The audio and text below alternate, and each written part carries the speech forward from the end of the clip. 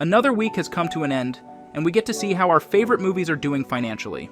This show is what I like to call the Box Office Report, essentially the ESPN highlight reel for film fans, where we break down the domestic weekend performers, how big films are playing on the global scale, and what blockbusters become successful and which ones fall flat on their faces.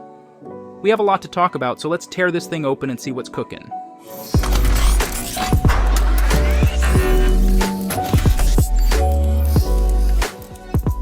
Opening in first place this weekend is Bad Boys, opening to $56 million.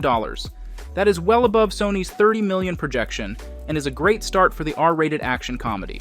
Globally, the film has already seized over 113 million clams.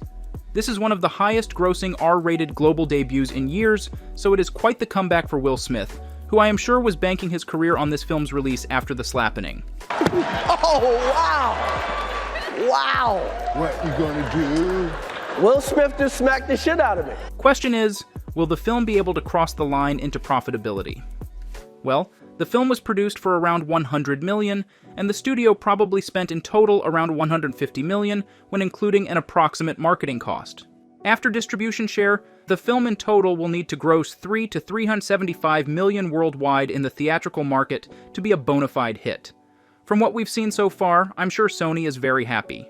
The rest of the top 10 this week is looking pretty bleak. Garfield and If are holding strong in second and third positions, but The Watchers has opened with a whimper, and based on the reception, I don't think there is a prayer for this film to come back.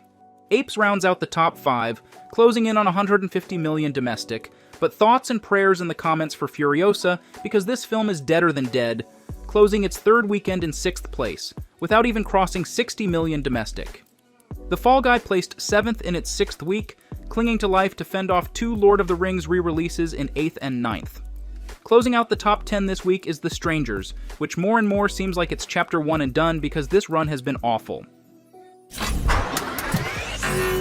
Now moving on to the top 10 American films of the year so far, we have a couple of interesting fluctuations.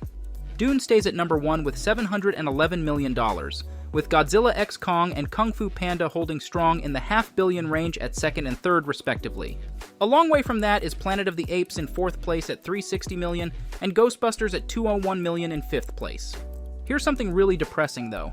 The rest of the top 10 haven't even crossed the $200 million mark.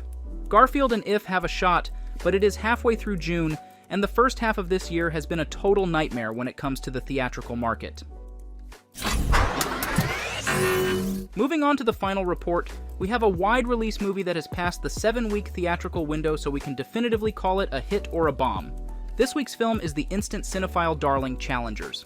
Challengers had an approximate total spend of around $105 million, and has grossed $141 million at the global box office.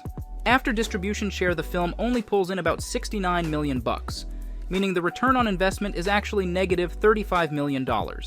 Not a bad gross given the film doesn't have wide appeal, but because that budget was much higher than one would expect, it leaves little room for a project like this to find success.